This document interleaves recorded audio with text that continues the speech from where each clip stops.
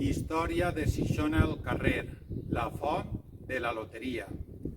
La font de la loteria està situada en un punt neuràlgic del nucli antic, enfront de la porta d'accés de l'església de Santa Maria, al costat del camí major d'Alacant i un lloc on conflueixen diferents carrers. Per exemple, allà per el sud-est tenim els carrers Colomers i Trinquet.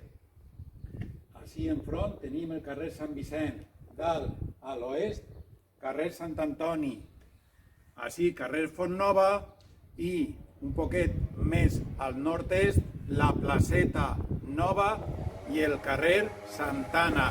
La font de la loteria rep aquest nom perquè a començaments del segle XX els veïns d'aquesta zona venien ací per jugar al bingo. Té una doble estructura. Per un costat té un bassonet de forma prismàtica que sobreïx de la paret on està el desagüe, que en un tap es podia tapar i reomplir. I després té una fornícula de forma rectangular vertical on es troba l'aixeta. Va ser construïda possiblement al voltant de 1897, quan el contratista del servei d'aigua potable Luis Santonja Fous va instal·lar 8 fonts de ferro i una font monumental.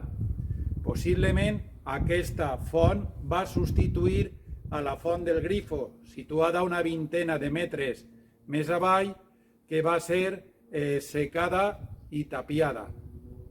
Això és tot. Si vols saber-ne més, busca en Facebook la pàgina Cronista Xixona.